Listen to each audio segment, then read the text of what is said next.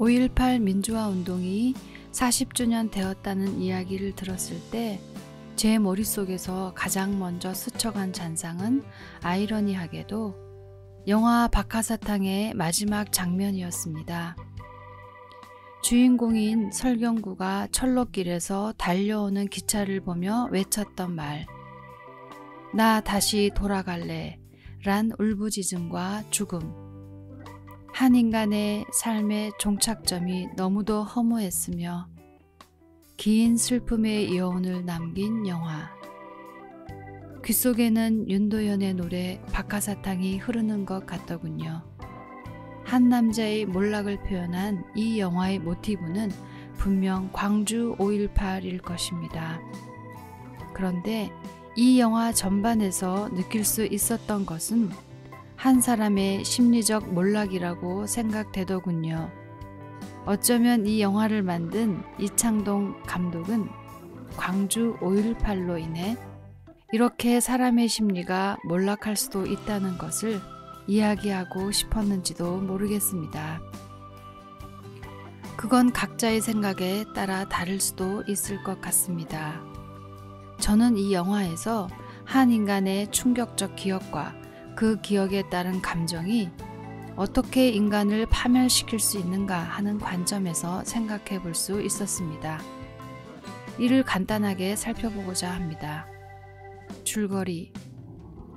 문학을 사랑하는 순수한 한 청년이 군입대해서 배치받은 곳이 광주였었고 두려움에 떨던 신병인 이 청년이 오발로 발사된 총알에 한 소녀가 죽음을 당합니다.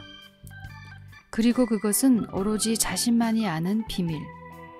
그 이후 그가 선택한 삶은 자신과 서로 사랑했던 순수한 여인을 버리고 자신에게 매달린 그 당시의 다방 레지라고 불리는 여인과 결혼한 것이며 문학도와는 거리가 먼 형사란 직업을 선택해서 사람을 잡아다가 물고문하는 그런 일을 태연히 하게 됩니다.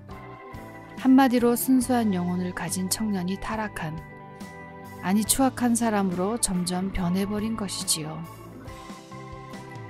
그런 그가 그 옛날 순수 그 자체의 청년으로 다시 돌아가고픈, 하지만 그것이 스스로 불가능하다고 여겼기에 울부짖으며 죽음을 맞게 되지요. 정말 이런 것이 가능할까란 생각이 먼저 들었습니다. 이건 분명히 영화니까요. 제 결론은 충분히 가능할 수 있겠다 생각이 들더군요.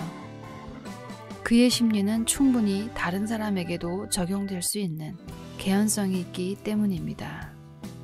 많은 심리 이야기가 여기에 적용될 수 있겠지만 제가 생각하는 가장 핵심적인 것 하나에만 집중해 보기로 하겠습니다. 죄책감과 수치심. 영화의 주인공의 오발로 인한 한 사람의 사망. 이것은 그야말로 실수였습니다. 극단적인 두려움이 낳은 산물이라고 할 수 있을 것입니다. 그때 그는 극한적인 공포 속에서도 마음속에는 심한 죄책감이 생겼을 것입니다. 공포와 죄책감이 혼조된 상태이지요. 공포 상태에 있을 때 인간은 거기서 벗어나려고 발버둥치게 됩니다. 죄책감이란 자신이 자신을 거부하는 감정과 무언가를 잃어버린 상실의 감정이 혼합된 감정입니다. 즉 자신에 대한 역겨움과 슬픔의 감정들이 복합된 감정에 해당되지요.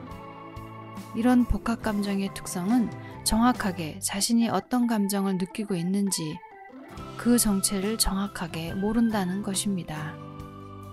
그 당시를 상기해보면 아무도 그 장면을 보지 않은 상태입니다. 이것에서 도망하고 싶었을 것입니다. 아무 일 없는 척하는 것이지요. 그런데 심장은 계속 쿵쾅 쿵쾅 뛰었을 것입니다. 물론 시간이 지나면 그 감정은 사그러지게 됩니다. 그런데 자꾸 누가 그 장면을 보는 것 같습니다.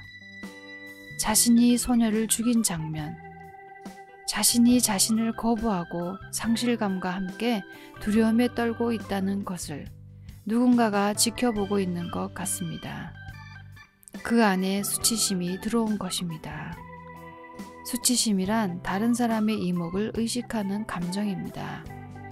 집안에서 혼자 벗고 있을 때 아무 수치심이 없습니다. 그런데 누군가가 자신을 지켜보고 있다면 그때는 수치심이 생깁니다. 그는 자신에게 말했을 것입니다. 아무도 본 사람이 없어. 있더라도 그건 사고잖아. 내 잘못이 아니라고. 하지만 자꾸 누군가가 자신을 보는 듯한 느낌에 아무도 본 사람이 없다니까. 그래, 내가 죽였어. 그래서 어쩌란 말이야. 그는 자신의 당시 행동을 변명하며 합리화하게 됩니다. 게다가 그는 반동 형성이란 방어 기제가 그 자신을 보호하려고 합니다. 반동 형성이란 미웠던 사람을 더 사랑하는 등 반대의 모습을 보임으로 자신의 심리를 보호하는 방어 기제입니다. 그의 경우 나 원래 악인이야. 그래서 어쩔 건데 란 심리 상태가 형성된 것이지요. 한마디로 수치심을 정면으로 돌파하는 보려면 봐라는 심리. 이와 같은 심리가 형성된다는 것은 이미 그의 내면에 그런 심리가 숨어 있어야 가능합니다. 없는 심리가 갑자기 생기는 것이 아니라 자신의 내면에 숨어 있었던 것이 결국 나오게 마련이니까요. 다만 영화에서는 그에 대한 설명이 없더군요. 그 이후에 영화 내용을 보면 센 척하는 남자의 이야기가 그려집니다. 하지만 그러면 그럴수록 자신을 점점 더 잃어가는, 자신을 더 혐오하게 되는, 또한 사람들도 모두 그를 떠나버리는, 그는 그 사건 이전으로 다시 돌아가고 싶어 합니다. 순수했던 청년 당시로.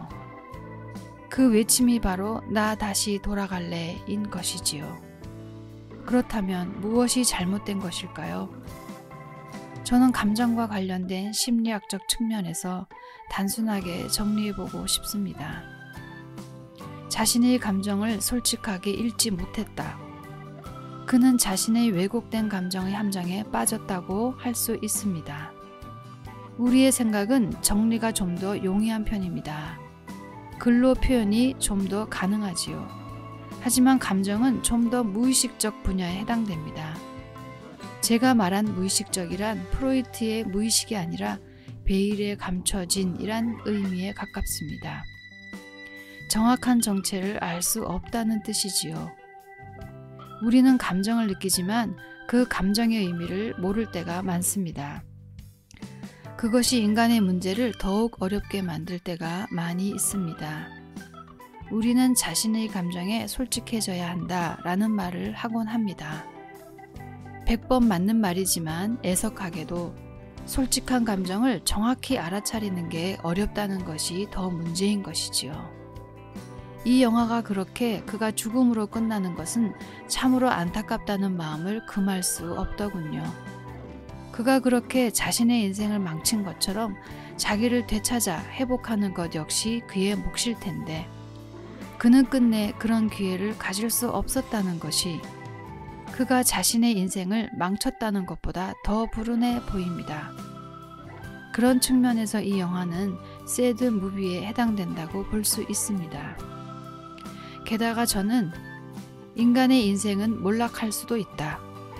하지만 회복할 수 있는 것도 인생이다. 당연히 그것은 그 자신의 몫이자 권리에 해당된다. 라는 생각을 가지고 있기에 더 그런 것 같습니다. 지금까지 자기이해 경영연구소였습니다. 감사합니다.